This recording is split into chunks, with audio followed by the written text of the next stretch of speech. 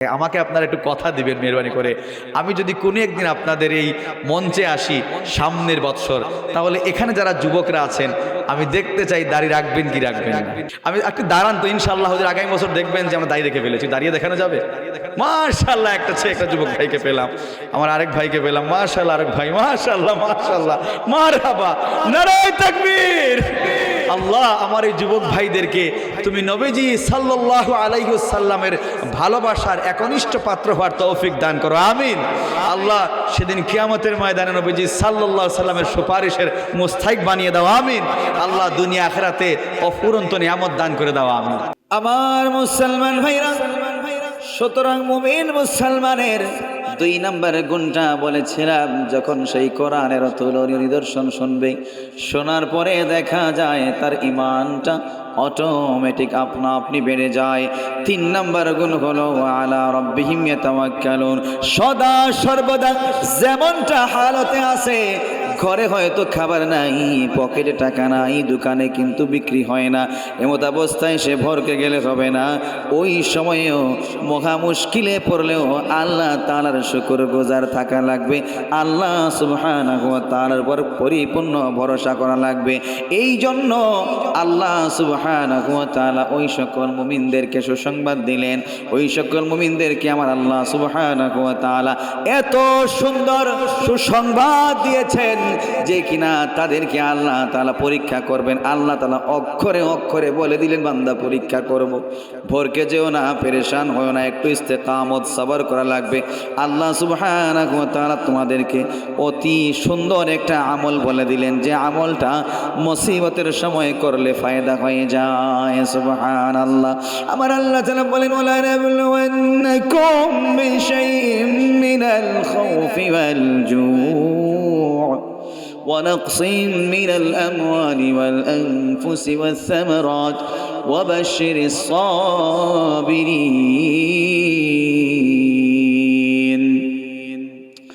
আল্লাহ তাআলা বললেন, আমি তোমাদেরকে বিভিন্ন ক্ষেত্রে বিভিন্ন বিষয়ে পরীক্ষা করি। ওই যে বিভিন্ন ভয়ভীতি, দুর্ভিক্ষ ইত্যাদি, ক্ষেত খামারে ধস নেমেছে, মাল সম্পদে কমতি নেমেছে, তোমাদের জানের ক্ষতি, মালের ক্ষতি, ব্যবসা বাণিজ্যে ক্ষতি, এই যে তোমাদের ক্ষতি হয়, খবরদার বান্দা আমার ভরকে যেও না, ভয় পেয়ে যেও না। আল্লাহ সুবহানাহু ওয়া তাআলা কত সুন্দর প্রতিষেধক বলে দিলেন, ওয়াবাশশিরিস সাবিরিন, ধৈর্যশীলদের জন্য তো রয়েছে সুসংবাদ। আর কেমনে ধৈর্য ধারণ করবে আমার আল্লাহ তাআলা বললেন, আল্লাযীনা ইযা আসাবাতুহুম মুসিবাতু ক্বালু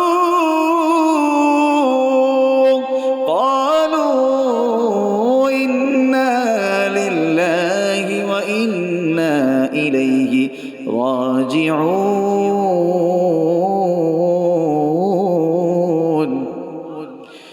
আল্লাহ তাআলা বললেন, মুমিন মুসলমান যখন মুসিবতে পড়ে রে, ভয় পায় না, ভরকে যায় না, নিজের উপর বিশ্বাসটা হারিয়ে ফেলে না, আল্লাহ তাআলার উপর থেকে বিশ্বাস হারিয়ে যায় না, তাওয়াক্কুল হারিয়ে যায় না।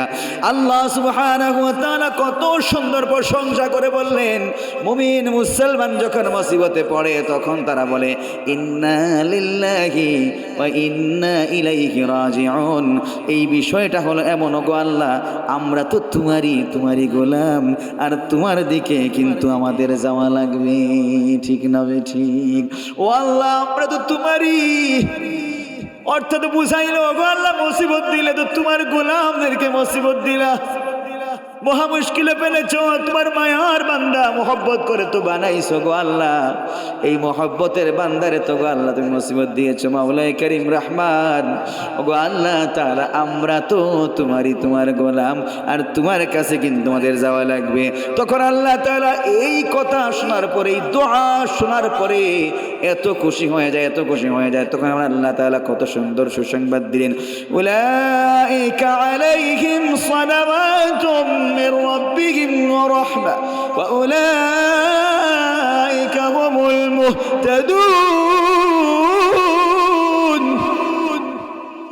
আল্লাহ তাআলা বললেন, ওই সকল মুমিন মুত্তাকি পরহেজগারদের জন্য রয়েছে তাদের আল্লাহ তাআলার পক্ষ থেকে অফুরন্ত রহমত, আল্লাহ তাআলার পক্ষ থেকে প্রশান্তি, শান্তি, রহমত, বরকত রয়েছে। সুতরাং আল্লাহ তাআলা সেদিন কিয়ামতের ময়দানে তাদেরকে হেদায়েত প্রাপ্ত বানিয়ে জান্নাত দান করবেন। সুবহানাল্লাহ। মুহতারাম হাজিরিন, ছোট্ট একটা আমল, এই যে নবীজি সাল্লাল্লাহু আলাইহি ওয়াসাল্লামের জলিল কদর সাহাবী আবু সালামা রাদিয়াল্লাহু তাআলা আনহু, তিনি নবীজির খেদমত থেকে আসলেন বড় হাসি খুশি মুখ, এত হাসি খুশি মুখ, এসে বললেন ওনার সহধর্মিনী উম্মে সালামা রাদিয়াল্লাহু তাআলা আনহাকে বললেন, বিবি রে, নবীজির খেদমত থেকে আসলাম, এত সুন্দর একটা আমল নিয়ে আসলাম, এই আমলটা কিন্তু আমি সদা সর্বদা করব, তুমিও করবা। আমলটা কি? ইন্না লিল্লাহি ওয়া ইন্না ইলাইহি রাজিউন, আল্লাহুম্মা আজিরনি ফি মুসিবাতি ওয়া আখলিফ লি খায়রাম মিনহা। উম্মে সালামা রাদিয়াল্লাহু তাআলা নিজেই বললেন, কিছুদিন পরে আমার স্বামী আবু সালামা দুনিয়া থেকে চলে গেলেন, মহা মুশকিলে পড়লাম, মহা মুসিবতে পড়লাম।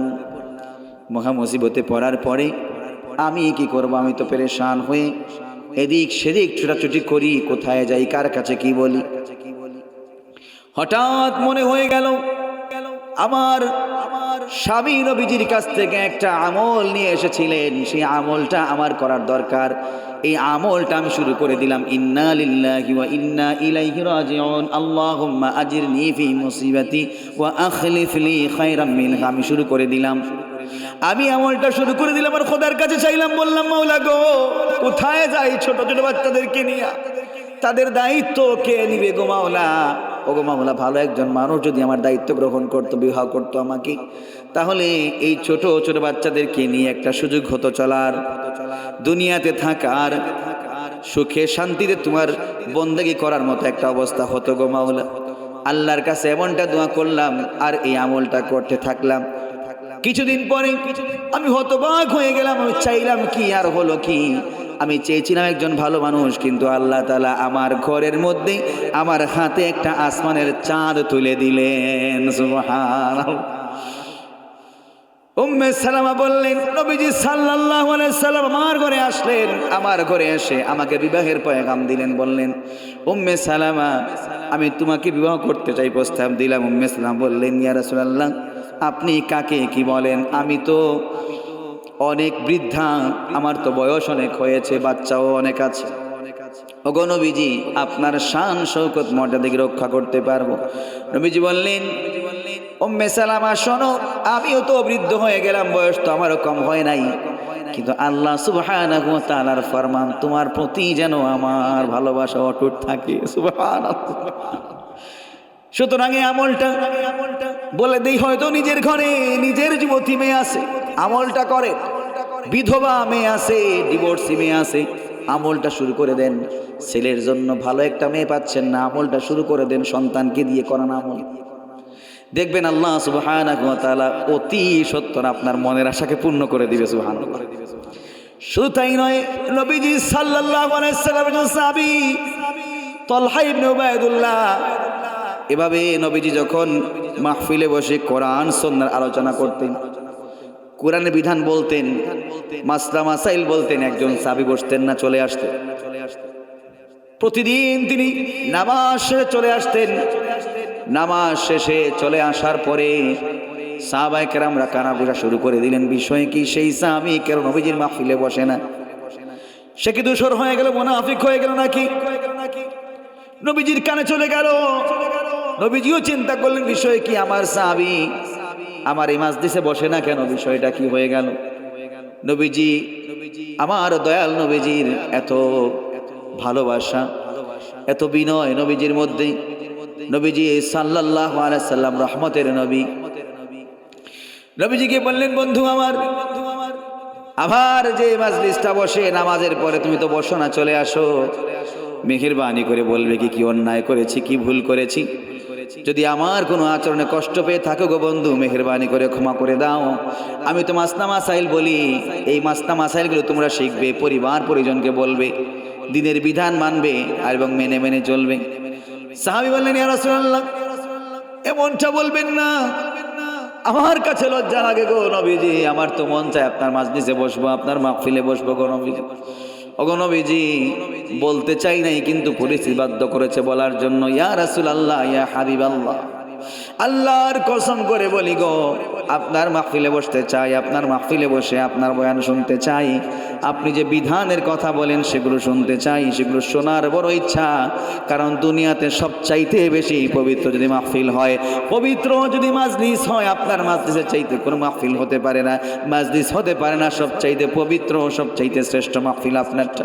ইয়া রাসূলুল্লাহ, আমি যখন ঘর থেকে বের হই, আমি ঘর থেকে বের হওয়ার সময় আমার ঘরটা তালাবদ্ধ করে আসি, আমি তালা মেরে চলে আসি। ওগো নবীজি, একটা মাত্র কাপড় গো নবীজি, একটা কাপড় পরিধান করে আমি চলে আসি নামাজে, আর আমার সহধর্মিনী ঘরের মধ্যে উলঙ্গ থাকে।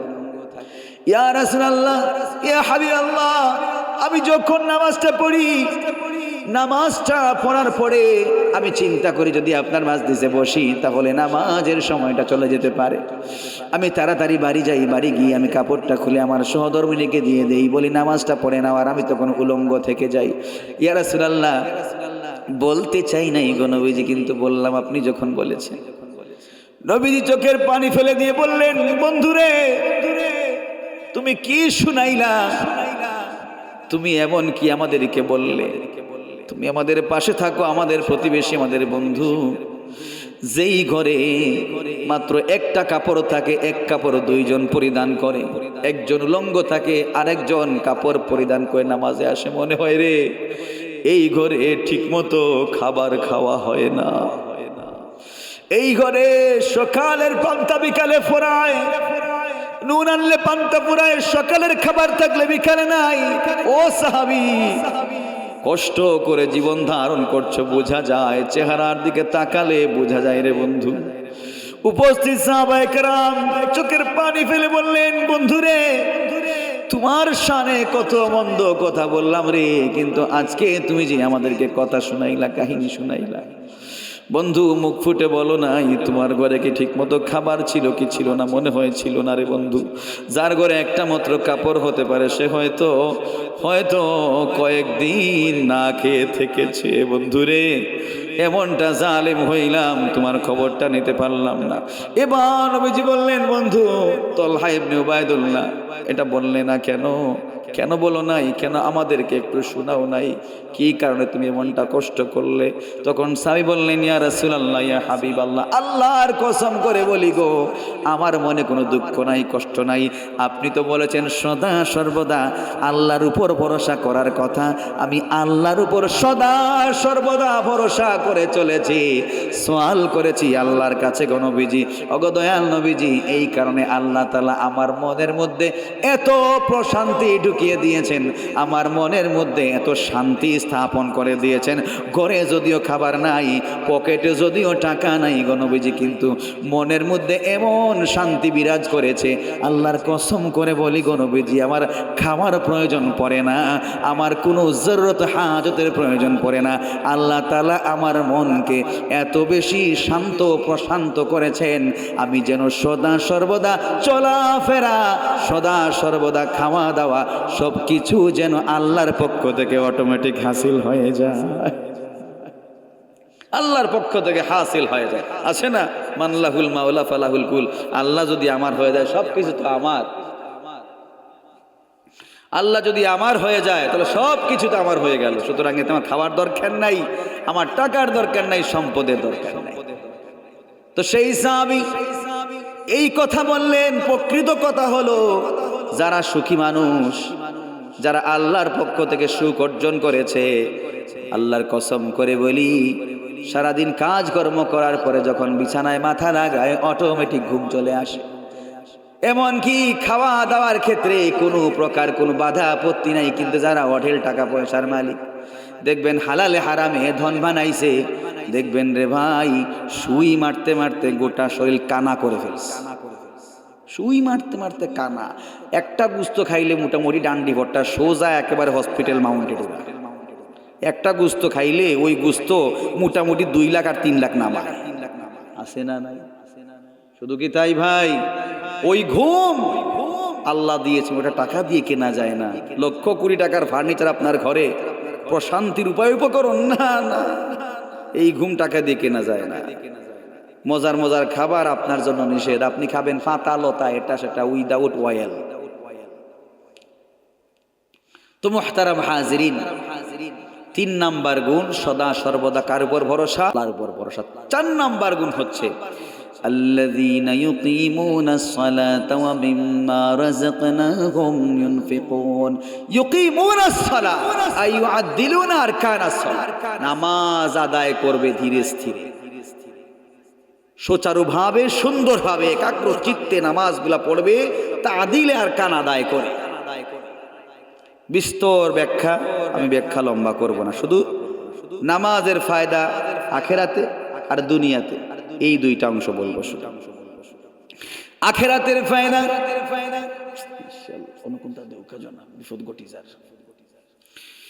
আল্লাহ তাআলা বললেন আকিমিস সালাতা লিদুলুকিশ শামসি ইলা গাসাকিল লাইলি ওয়া কুরআনাল ফাজর ইন্না কুরআনাল ফাজরি কানা মাশহুদা। মহান আল্লাহ তাআলা এই জায়গায় 5 ওয়াক্তের নামাজের কথা বললেন, সকাল সন্ধ্যা রাতের নামাজ। সকাল সন্ধ্যা রাতের নামাজ, বিশেষ করে ফজরের কোরআনের কথা বললেন। ফজরের কোরআনের কথা আলাদা করে নিয়ে আসলেন, কারণ কোরআনে অসংখ্য জায়গায় আল্লাহ তাআলা ফজরের কসম করেছেন। ওয়াল ফাজর ওয়াস সুবহি ইযা তানাফাস ওয়াস সুবহি ইযা আসফার। এই ফজরের কেন এত গুরুত্ব? এই ফজর এত গুরুত্ব কেন? মান সাল্লাল বারদাইনি ফাদাখালাল জান্নাহ। 2 ওয়াক্তের নামাজের ইহতিমাম বেশি করবে যে, নবীজি বলেছেন সোজা জান্নাতি। সুবহানাল্লাহ। ফজর আর আসর। তো মুহতারাম হাজিরিন, ফজরের কেরাত, ফজরের কোরআন, কারণ মুফাসসিরিন ইকরাম বলেছেন এই কোরআনের আয়াতের ব্যাখ্যায় হলো ফজরের কেরাতটা, ফজরের নামাজটা আমার আপনার জন্য সাক্ষী হয়ে যায়। কেমনে জানেন? 2 দল ফেরেশতা, 2 শ্রেণীর ফেরেশতা, সকালের দায়িত্বশীল আর রাতের দায়িত্বশীল। রাতের দায়িত্বশীল ফেরেশতাদের দায়িত্ব শেষ হয়ে যায়, আর সকালের দায়িত্বশীলরা দায়িত্ব গ্রহণ করেন।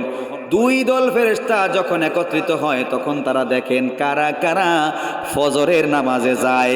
যারা যারা ফজরের নামাজে যায় রে, তারা তখন আল্লাহর কাছে গিয়ে বলে, গো আল্লাহ, আজকে আপনার ইমানদার বান্দাদেরকে দেখলাম ফজরের নামাজে গেল।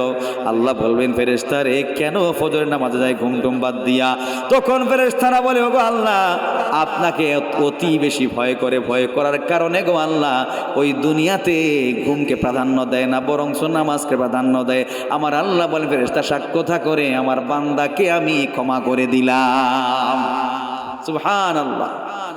الذين يذكرون الله قياما وقعودا وعلى جنوبهم ويتفكرون في خلق السماوات والأرض ربنا ما خلقت هذا باطلا سبحانك فقنا عذاب النار।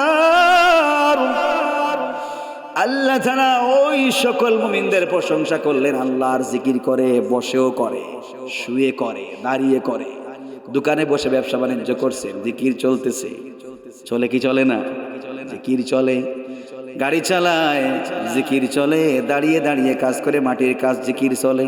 ওই সকল বান্দারা যখন জিকির করে রে, দাঁড়িয়ে বসে শুয়ে শুয়ে জিকির করে, এবং আল্লাহ তাআলার ওই সৃষ্টি নৈপুণ্য নিয়ে একটু চিন্তা করে, গো আল্লাহ, কত সুন্দর দুনিয়া বানাইছো, কত সুন্দর জমিন বানাইছো, কত সুন্দর গাছ বানাইছো, কত সুন্দর আমাকে বানাইছো। ও গো আল্লাহ, তুমি যে আমাকে বানাইছো গো আল্লাহ, দুনিয়াতে তুমি যা সৃষ্টি করেছো বেকার সৃষ্টি করো নাই। ও গো আল্লাহ, দুনিয়াতে যা সৃষ্টি করেছো কোনো কিছু বেকার নয়।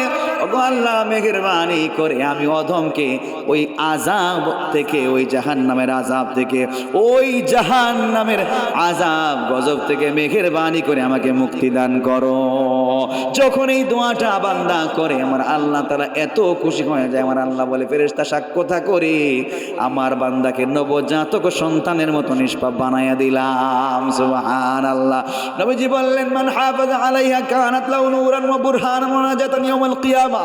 নবীজি বললেন ওই নামাজ ইহতিমাম করবে যে, ওই নামাজ কিয়ামতের দিন নূর হবে, দলিল হবে, এমনকি নাজাতের ওসিলা হয়ে তাকে সরাসরি জান্নাতে নিয়ে যাবে। সুবহানাল্লাহ।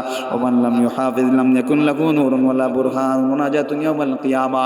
ওই নামাজ যে পড়ে না, নামাজ তার জন্য কখনো দলিল হবে না, নূর হবে না, কখনো নাজাতের ওসিলা হবে না। সুতরাং যে বান্দা নামাজটা পড়লো না, নামাজের ইহতিমাম করলো না, নবীজি সাল্লাল্লাহু আলাইহি সাল্লাম বলে দিলেন ওয়া কানা ইয়াউমাল কিয়ামাতি মা কারুন ওয়া হামান ও ফিরআউন ওয়া উবাই ইবনে খালফ। নবীজি বললেন তাদের হাসর হবে সকল কাফেরদের সাথে, ফেরাউনের সাথে, কারুনের সাথে, হামানের সাথে। জুড়ে পড়েন নাউযুবিল্লাহ। নামাজ না পড়লে, নামাজ যদি পড়ে ওই নামাজ কবরে গিয়ে দাঁড়াবে।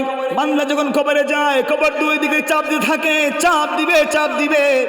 এমত অবস্থায় কবর যখন শাস্তি দেওয়ার জন্য প্রস্তুত হয়ে যায়, ফেরেশতা আছে ফায়াদরিবুনা যারবাতাম বিল হাদিদ। হাতে মুগুর নিয়ে আসলে মুগুর নিয়ে ফেরেশতা হাজির হয়। ফেরেশতার চোখ থেকে আগুনের গোলা বের হয়, মুখ থেকে অগ্নিশিখা বের হচ্ছে। হাতের মধ্যে এত একটা বড় মুগুর, আগুনের মুগুর নিয়ে হাজির। এমত অবস্থায় যখন ওই ফেরেশতা হাজির হয়ে গেল, মাথার মধ্যে চুল নাই, টাকলাওয়ালা মাথা, এমনকি ওই তাদের দাঁতগুলোতে লম্বা লম্বা দাঁত, এমনকি সাপ 99টা সাপ চলে আসবে। সাপের দাঁত লম্বা, চোখ থেকে আগুনের গোলা বের হয়, মাথার মধ্যে চুল নাই, মুখ থেকে যেন আগুনের গোলা বের হচ্ছে। এমত অবস্থায় ওই সময় যখন তার উপর আযাব গজব চলে আসবে, হঠাৎ ডান দিক থেকে একটা নেকামল আসবে, বলবে বন্ধু চিন্তা করো না, পেরেশান হইও না, আল্লাহ সুবহানাহু ওয়া তাআলা আমাকে পাঠিয়েছেন, ওই আযাব গজব তোমার কোনো ক্ষতি করতে পারবে না, কারণ আমি হইলাম তোমার নামাজ, আমি হইলাম তোমার নামাজ। অন্ধকার কবরে এসেছো বন্ধু, তোমার সাথে তোমার ছেলে নাই, মেয়ে নাই, তোমার বাবা নাই, তোমার মা নাই, তোমার বন্ধুরা নাই, কিন্তু পেরেশান হইও না, আমি নামাজ এসেছি তোমার বন্ধু হয়ে, ওই কবরে, অন্ধকার কবরে তোমার সঙ্গী হয়ে থাকবো, চিন্তা করো না। সুবহানাল্লাহ। অন্যদিকে সওয়াব, অন্যদিক থেকে আরেকটা সওয়াব আসবে, সেটা হলো সিয়াম, রোজা আসবে, অন্যদিক থেকে নেক আমল আসবে, অন্যদিক থেকে কোরআন আসবে। বলবে বন্ধু চিন্তা করো না, মানিআতুল মুনজিয়াতুন জিহি মিন আযাবিল কবর, আমি এসেছি তোমার কবরের আযাব কখনো আসবে না। সুবহানাল্লাহ। ইকরাউল কোরআন ফাইন্নাহু ইয়াউমাল কিয়ামাতি ইয়াতি, ফাইন্নাহু ইয়াতি ইয়াউমাল কিয়ামাতি শাফিআন লিআসহাবিহি।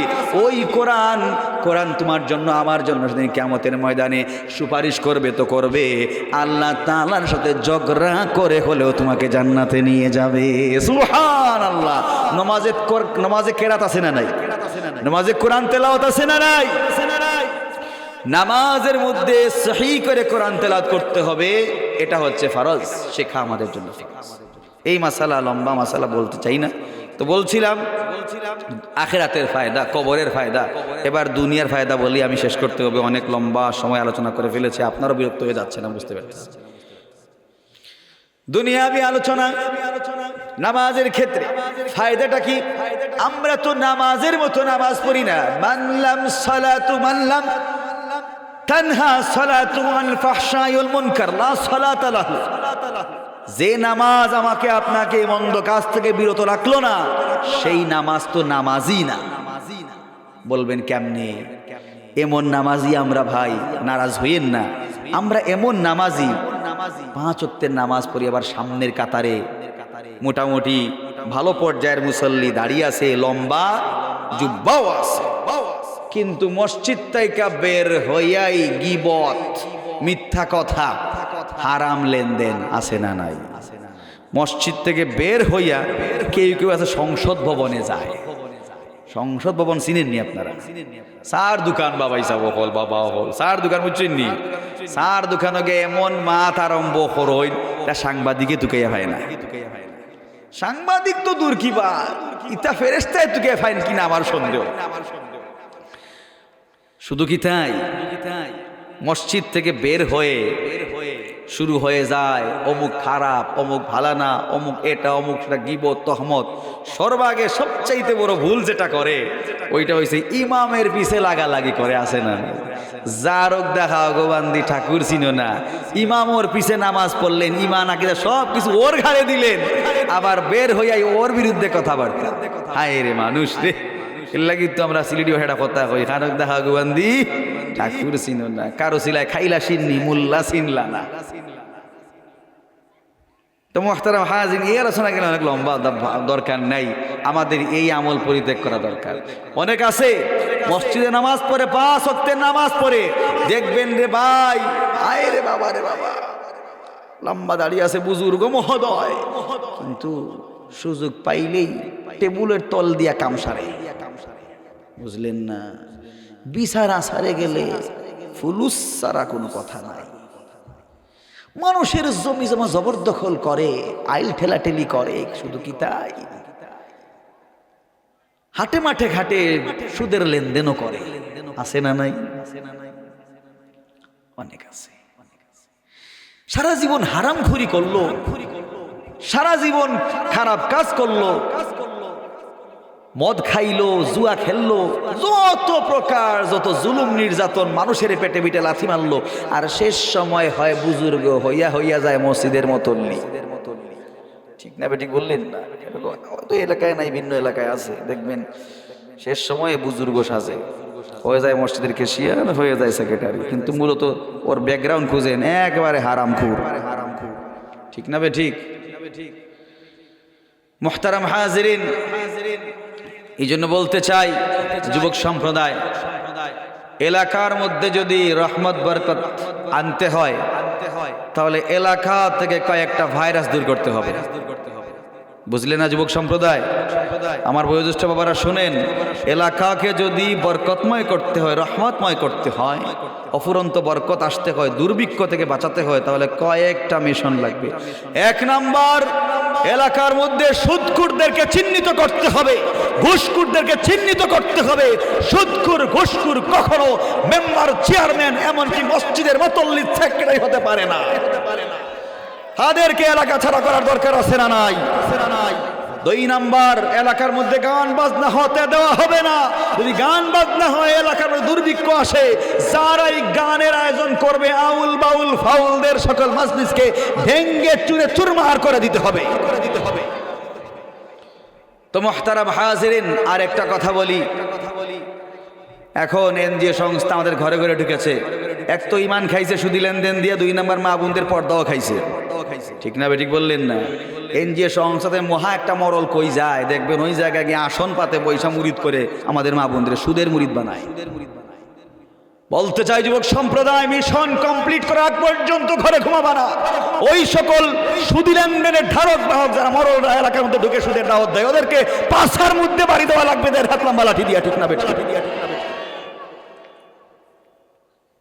মুহতারাম হাজিরিন, এই কথা যদি বলার পরে কেউ কষ্ট পায়, কিছু করার নাই, কারণ সুদখোরদেরকে আল্লাহ তাআলাও ঘৃণা করেন, ঘুষখোরদেরকে আল্লাহ তাআলাও ঘৃণা করেন।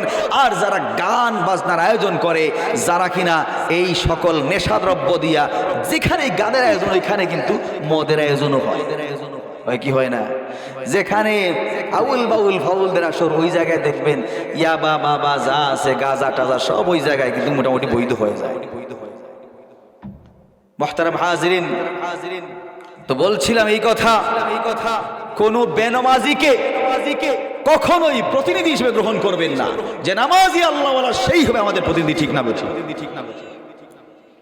তো আল্লাহ তাআলা আখিরাতের ফায়দা বললেন, দুনিয়াবি যে ফায়দাটা, দুনিয়াবি ফায়দাটা হচ্ছে নামাজের ক্ষেত্রে 1 নাম্বার, আল্লাহ সুবহানাহু ওয়া তাআলা আপনার রিজিকের পেরেশানি দূর করে দিবেন। সুবহানাল্লাহ বলবেন না? মূলত আমাদের ইয়াকিন কিন্তু হালকা, ইয়াকিন করতে হবে। এটা কুরআন বলছে, আমি বলছি, আল্লাহ তাআলা বলছেন, ওয়া'মুর আহলাকা বিস-সালাতি ওয়াসতাবির আলাইহা লা নাসআলুকা রিজকা নাহনু নারযুকুকা ওয়াল আকিবাতু লিত-তাকওয়া। আল্লাহ তাআলা বললেন, আপনি আপনার পরিবার পরিজনকে নামাজের নসিহা করেন এবং ইস্তেকামত থাকেন তার উপর, এবং আমি আপনার কাছে রিজিক চাই না, কারণ আমি আপনাকে রিজিক দিব। রিজিক চাইব কেন? যায়েদ ইবনে হারেসা নবীজির জলিল কদর সাহাবী, তিনি মদিনায় আসবেন, একটা গাধা ভাড়া করলেন। গাধার মালিক উনার সাথে গেল। গাধার মালিক বলল, ভাই এদিকে না গিয়া অন্যদিকে যাই, তাড়াতাড়ি যেতে পারবো। মূলত হলো ওই গাধার মালিক একজন ডাকাত, একজন ছিনতাইকারী। ডাকাতরা অনেক ডেঞ্জারাস হয়। ডাকাতরা আপনার মাল নিবে তো নিবে, আপনাকে হত্যাও করবে, ঠিক না বেঠিক? ওই ডাকাত অন্য রাস্তা দিয়ে সাহাবীকে নিয়ে গেল। সাহাবীকে নিয়ে যাওয়ার পরে এবার সাহাবী দেখলেন হায় হায়, সামনে তো কোনো গাছ গাছালি নাই, মরুভূমি আর কঙ্কাল আর কঙ্কাল, ফাইদা হিয়া খিরবাতু কাতলা, শুধু কঙ্কাল আর কঙ্কাল। তিনি ভয় পেয়ে গেলেন। হঠাৎ লাফ দিয়ে সেই ডাকাত নেমে গেল। নামার পরে বলল, নেমে যাও, ঘোড়া থেকে যা কিছু আছে সব কিছু আমাকে দিয়ে দাও, আর আমি তোমাকে এখন হত্যা করব। যায়েদ ইবনে হারেসা বললেন, বন্ধু আমার, আমাকে হত্যা করো না, যা আছে সব কিছু নিয়ে যাও, মেহেরবানি করে আমাকে হত্যা করবে না। সে বলল, না না, হত্যা কিন্তু তোমাকে করা লাগবে, কারণ তুমি যদি বেঁচে যাও তার নবীজির কাছে শিকায়াত করবে, আর নবীজি আমাকে আস্ত রাখবে না, ফাঁসিতে ঝোলাবে। এটাও জানে যে বাট খারাপ। এবার তিনি বললেন, বন্ধু হত্যা যখন করে ফেলবে তাহলে শেষমেশ একটা অনুরোধ তোমার কাছে। আমার অনুরোধ হইল, আমাকে 2 রাকাত নামাজ পড়ার সুযোগ তুমি দিতে হবে। সে বলল, অসুবিধা নাই, 2 রাকাত কেন, তুমি 10 রাকাত পড়ো, কিন্তু তোমার নিস্তার নাই, তোমাকে মরতেই হবে, তোমাকে মারাই লাগবে আমার। যায়েদ ইবনে হারেসা 2 রাকাত নামাজ আদায় করার পরে তিনি দোয়ার মধ্যে হাত তুললেন, বললেন, ওগো মাওলাই কারীম রহমান, ওগো আল্লাহ তাআলা, শেষ সময়ে তোমার শাহী দরবারে হাত উঠাইলাম, যদি আল্লাহ আমার মৃত্যু হয়ে যায় তাহলে আল্লাহ আসানের সাথে মৃত্যু করে দিও, আর যদি গো আল্লাহ আমার হায়াত থাকে গো আল্লাহ, তাহলে আমাকে এই ডাকাত থেকে উদ্ধার করে দাও। তিনি তখন খোদার কাছে ইয়া আরহামার রাহিমিন বললেন, ইয়া আরহামার রাহিমিন, ইয়া আরহামার রাহিমিন। 3 বার যখন তিনি ইয়া আরহামার রাহিমিন বললেন, আসমান থেকে একটা গাইবী আওয়াজ চলে আসলো, লা তাকতুলহু, এই ডাকাত খবরদার হত্যা করবি না। এই কথা শোনার পরে ডাকাত ভরকে গেল, পেরেশান হয়ে গেল, দৌড়ে আসলো, যায়েদ ইবনে হারেসাকে হত্যা করে ফেলবে। এবার যায়েদ ইবনে হারেসা দেখলেন, সে দৌড়ে দৌড়ে আসে, আবার গাইবী আওয়াজ হলো, লা তাকতুলহু, ডাকাত শুনলো না, আবার আওয়াজ হলো, লা তাকতুলহু, ডাকাত তারপরে শুনলো না। সাথে সাথে কোথা থেকে একজন অশ্বারোহী, একজন মুজাহিদ চলে আসলো, যার চোখগুলো নীল বর্ণের, যেন আগুনের গোলাপের হয়, মুখের মধ্যে থেকে যেন আগুনের গোলাপের হয়, হাতের মধ্যে অগ্নিশিখা, অগ্নির বর্ষা, অগ্নির অস্ত্র নিয়ে এসে তখন সেই ডাকাতের মাথার মধ্যে জোরে আঘাত করার পরে সাথে সাথে দেহ থেকে মস্তকটা আলাদা হয়ে যায়। আল্লাহু আকবার। যায়েদ ইবনে হারেসা ভয় পেয়ে গেলেন, ভরকে গেলেন, বিষয় কি বুঝলাম না, এই ব্যক্তি কোথা থেকে আসলো, দেখতে তো ভয়ঙ্কর লাগে। তিনি বললেন, ভাই আমার, তুমি কে, তোমাকে তো চিনলাম না। তখন তিনি বললেন, ভাই আমি হলাম 7 আসমানের ফেরেশতা।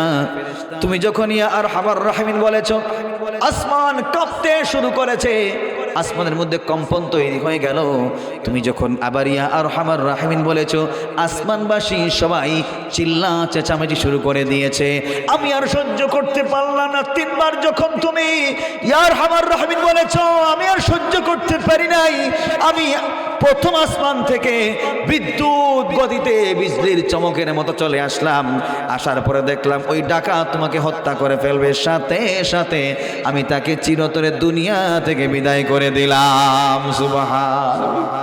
নামাজের মতো যদি নামাজ হয় তাহলে গায়বী নুসরত আমার আপনার দুয়ার মধ্যে আসা সম্ভব আছে না নাই?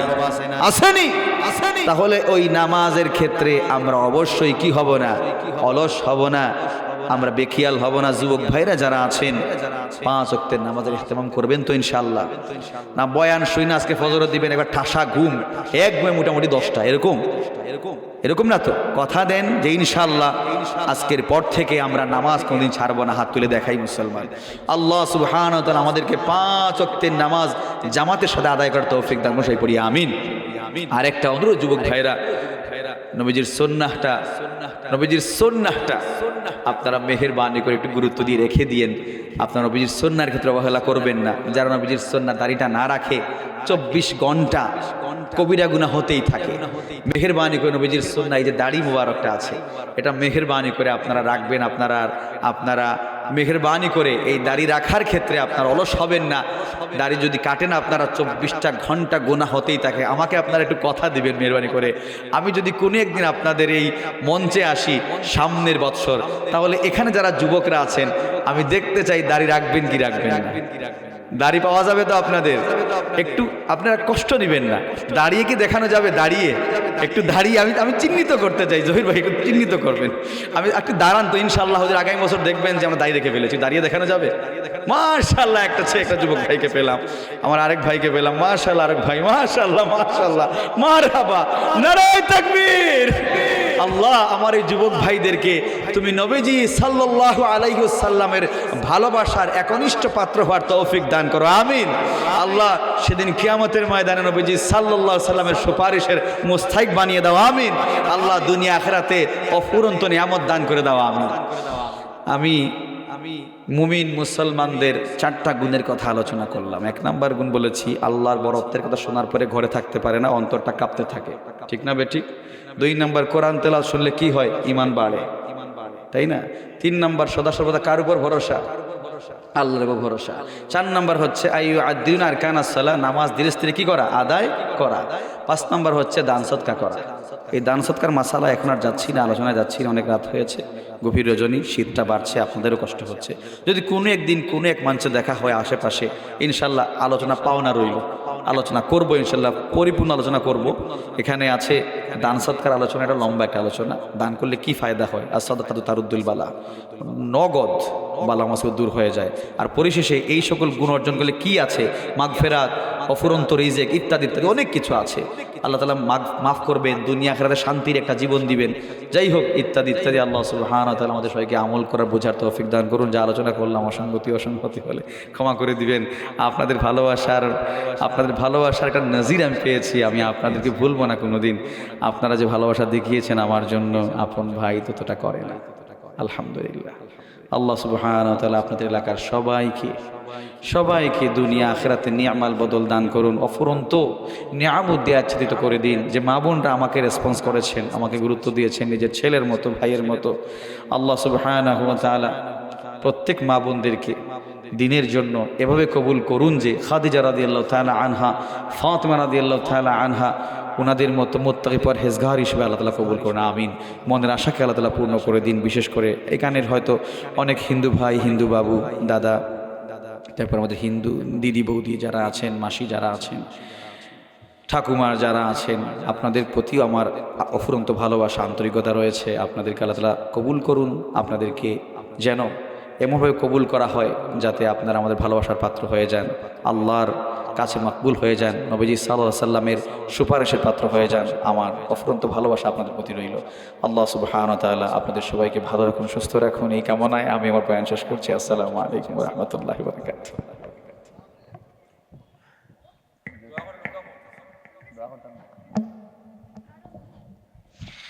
সাল্লাল্লাহু আলা সাইয়্যিদিনা ওয়া মাওলানা মুহাম্মদ ওয়া আলা আলিহি ওয়া আসহাবিহি ওয়া সাল্লাম। সাল্লাল্লাহু আলা সাইয়্যিদিনা ওয়া মাওলানা মুহাম্মদ ওয়া আলা আলিহি ওয়া আসহাবিহি ওয়া সাল্লাম। আস্তাগফিরুল্লাহ, ইন্নাল্লাহা গফুরুর রহিম। আস্তাগফিরুল্লাহ, আস্তাগফিরুল্লাহ, আস্তাগফিরুল্লাহ, আস্তাগফিরুল্লাহ, আস্তাগফিরুল্লাহ। সকলে জিকির করি, লা ইলাহা ইল্লাল্লাহ, লা ইলাহা ইল্লাল্লাহ, আল্লাহু আল্লাহ, আলহামদুলিল্লাহি রাব্বিল আলামিন। والصلاة والسلام على سيد الأنبياء والمرسلين وعلى آله وصحبه أجمعين. ربنا ظلمنا أنفسنا وإن لم تغفر لنا وترحمنا لنكونن من الخاسرين. اللهم اغفر لنا ولوالدينا رب ارحمهما كما ربياني صغيرا. رب ارحمهما كما ربياني صغيرا. يا الله يا أرحم الراحمين يا أكرم الأكرمين মেহেরবান মাওলা। আল্লাহ গভীর রজনী মাওলা, কোন শীতের মধ্যে দাঁতের সাথে দাঁত ঠক ঠক করে তোমার মায়ার বান্দারা আল্লাহ এই শীতকে উপেক্ষা করে আল্লাহ তোমার পবিত্র শামিয়ানার নিচে বসে রইলেন তোমাকে পাওয়ার জন্য। আল্লাহ তোমার ভালোবাসার জন্য, তোমার রাসূলের ভালোবাসা পাওয়ার জন্য গো ও মাওলাই করিম রহমান, মেহেরবানি করে গো আল্লাহ আমাদের কাউকে বঞ্চিত করো না। ও আল্লাহ, অনেক ব্যবসায়ী ভাইয়েরা হাত উঠিয়েছেন আল্লাহ। আল্লাহ মাইকের আওয়াজ দূরে গেল আল্লাহ, অনেক মা বোনরা শরীক হলেন। মেহেরবান মাওলা, বিভিন্ন ধর্মের বিভিন্ন সংস্কৃতির মানুষেরা, হিন্দু ভাই বোন আল্লাহ ওনারাও শুনছেন গো মাওলা। মেহেরবান মাওলা, আমাদেরকে গো আল্লাহ মেহেরবানি করে আল্লাহ তোমার মকবুল বান্দা মুমিন বান্দা হিসেবে কবুল করে নাও। আল্লাহ তাআলা মেহেরবানি করে গো আল্লাহ, ও আল্লাহ আজকের এই মাহফিলকে মাজলিসকে কবুলের মঞ্জুর করে নাও আল্লাহ। এই মাহফিলকে আল্লাহ আমাদের প্রত্যেকের জন্য, আমাদের জিন্দা মুর্দা সকলের জন্য নাজাতের জরিয়া বানিয়ে দাও আল্লাহ। এলাকার কবরবাসীরা আল্লাহ, সামনে পেছনে ডানে বামে যত কবর আছে আল্লাহ, প্রত্যেক কবরবাসীদেরকে মেহেরবানি করে মাফ করে দাও। প্রত্যেকের কবরকে তুমি জান্নাতের বাগান বানিয়ে দাও আল্লাহ তাআলা। এই মাহফিল করতে গিয়ে যারা টাকা দিয়া, পয়সা দিয়া, ধন দিয়া, শ্রম দিয়া, মাল দিয়া, বুদ্ধি দিয়া, পরামর্শ দিয়া আল্লাহ বিভিন্নভাবে সহযোগিতা করলেন, প্রবাস থেকে যারা সহযোগিতা করেছেন আল্লাহ মেহেরবানি করে গো আল্লাহ প্রত্যেককে তুমি নিয়ামাল বদল দান করে দাও। এই ব্যবসায়ী ভাইরা যারা আল্লাহ টাকা দিয়ে, পয়সা দিয়ে, বিভিন্ন শ্রম দিয়েছেন আল্লাহ, ব্যবসায়ী ভাই ছাড়া আল্লাহ যারা ইন্তেজামিয়া কমিটি আল্লাহ যারা অনেক কষ্ট করে এই মাহফিলকে এই পর্যন্ত নিয়ে এসেছেন, মেহেরবান মাওলা প্রত্যেককে তুমি আল্লাহ দুনিয়া আখিরাতে উপরন্ত নিয়ামত দিয়ে আচ্ছাদিত করে দাও আল্লাহ তাআলা। তাদেরকে আরো বেশি তৌফিক দান করে দাও, যাতে করে আল্লাহ প্রতিটা বছর আল্লাহ প্রত্যেকের কর্ণকুহর হয়, দিলের মধ্যে আল্লাহ নূরটা প্রবেশ করে। এই নূরটা কলিজা বরাবর আল্লাহ প্রত্যেকের আল্লাহ দিলের মধ্যে, কলিজার মধ্যে স্থাপন করে দাও, যাতে করে আল্লাহ প্রত্যেকে এই কোরআন সুন্নাহর বয়ানে আল্লাহ ইয়া আল্লাহ মুতাআসসির হয়, প্রভাবিত হয়, জীবনকে সুন্দর করার মতো আল্লাহ অতুলনীয় দৃষ্টান্ত হয়ে যায় আল্লাহ তাআলা। মেহেরবানি করে গো আল্লাহ তুমি প্রত্যেককে আল্লাহ দুনিয়া আখিরাতে অফুরন্ত নিয়ামতের অধিকারী বানিয়ে দাও আল্লাহ। ইয়া আল্লাহ ইয়া আরহামার রাহিমিন ইয়া আকরামাল আকরামিন, আমরা যারা হাত উঠাইলাম এই জুমতের যাদের জনম দুঃখী মা নাই, বাবা নাই আল্লাহ তাআলা, আত্মীয় স্বজন, ভাই বন্ধু, পাড়া প্রতিবেশী, শ্বশুর শাশুড়ি, অনেকের কলিজার টুকরা সন্তান দুনিয়াতে নেই আল্লাহ। আল্লাহ তাআলা প্রত্যেকের কবরকে তুমি জান্নাতের বাগান বানিয়ে দাও। জনম দুঃখী বাবা সারাদিন কষ্ট করে আল্লাহ বাড়ি ফিরে আমাদের জন্য খাবার নিয়ে, কিন্তু সারাদিন বাবা খাবার খায় না আল্লাহ গো। আজকে এই জনম দুঃখী বাবা দুনিয়াতে নাই। ঈদের দিন পর্যন্ত আমরা নতুন কাপড় পরিধান করলাম, বাবা নিজে পুরাতন লুঙ্গি পরলো, তারপরে আবার মুস্কি মুস্কি হাসি দেয়। বাবা গো, পুরাতন কাপড় পরিধান করলে আবার মুস্কি মুস্কি হাসি দাও কেন? এত খুশি কেন গো বাবা? বাবা বলে আমার কলেজার টুকরা সন্তানরা খুশি, আমার খুশিটা আল্লাহর আরশ পর্যন্ত চলে গেছে রে। আল্লাহ তাআলা আজকে জনম দুঃখী বাবা দুনিয়াতে নাই গো, অন্ধকার কবরে কেমন আছে জানি না আল্লাহ। আমাদের গুনাহের কারণে, আমাদের পাপের কারণে গো আল্লাহ, আমাদের নাফরমানির কারণে আমাদের জনম দুঃখী বাবাকে কবরে কষ্ট দিও না, দুঃখ দিও না, শাস্তি দিও না। জনম দুঃখী মা কলিজার মধ্যে লাথি মারছি গো আল্লাহ, খাবার খাওয়াটা হারাম করে দিয়েছি, ঘুমটাও হারাম করে দিয়েছি আল্লাহ তাআলা। দুনিয়াতে আসার পরে শীতের মৌসুমে মায়ের কোলে পেশাব করে দিলাম, মা সারা রাত ভিজা খাতার মধ্যে শুয়েছিল, আমাকে উষ্ণতা দিয়ে আমাকে ঘুম পাড়িয়েছে। ওগো আল্লাহ, সন্তান অসুস্থ হলে সারাটা রাত মা ঘুমায় না। আল্লাহ তাআলা আজকে জনম দুঃখী মা দুনিয়াতে নাই গো, জানি না অন্ধকার কবরে কেমন আছি।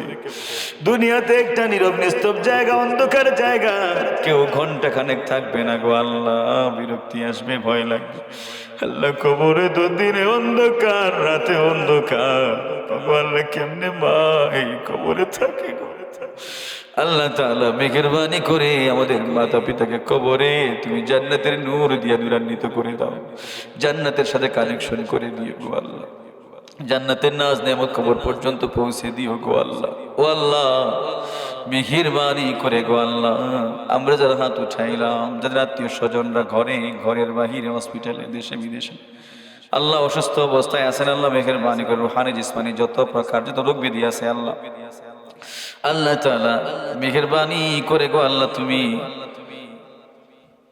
অসুস্থতার নিয়ামতকে সুস্থতা দিও। আল্লাহ তাআলা অসুস্থতার নিয়ামতকে আল্লাহ সুস্থতার চাদর দিয়ে আবৃত করে দিও গো আল্লাহ। আল্লাহ তাআলা তোমার দরবারে আখির গুজারিশ, আজকের এই মাহফিলকে কবুল করো, মঞ্জুর করো। আল্লাহ তাআলা মৌতের সময় কাফনের কাপড়টা পরিধান করবার আগে ইহরামের কাপড়টা পরাইয়া বাইতুল্লাহ শরীফ জিয়ারত করাইয়া আল্লাহ তোমার প্রিয় হাবিবের রওজা শরীফটা জিয়ারত করাইয়া আসসালাতু ওয়াসসালামু আলাইকা ইয়া হাবিবাল্লাহ, আসসালাতু ওয়াসসালামু আলাইকা ইয়া রাসূলুল্লাহ, আসসালাতু ওয়াসসালামু আলাইকা ইয়া খায়রুল খালকিল্লাহ। ও আল্লাহ, শেষবারের মতো আল্লাহ তোমার নবীজির খেদমতে সালাম জানাইয়া জানাইয়া খাতেমা বিল খায়র করে দিও গো আল্লাহ। আল্লাহ মৌতের সময় জবান থেকে পবিত্র কালিমা লা ইলাহা ইল্লাল্লাহু মুহাম্মাদুর রাসূলুল্লাহ পড়াইয়া পড়াইয়া খাতেমা বিল খায়র নসিব করো। বিফadli সুবহান রাব্বিকা রাব্বিল ইজ্জাতি আম্মা ইয়াসিফুন ওয়া সালামুন আলাল মুরসালিন আলহামদুলিল্লাহি রাব্বিল আলামিন বিরহমাতিকা ইয়া আরহাম। আসসালামু আলাইকুম ওয়া রাহমাতুল্লাহ।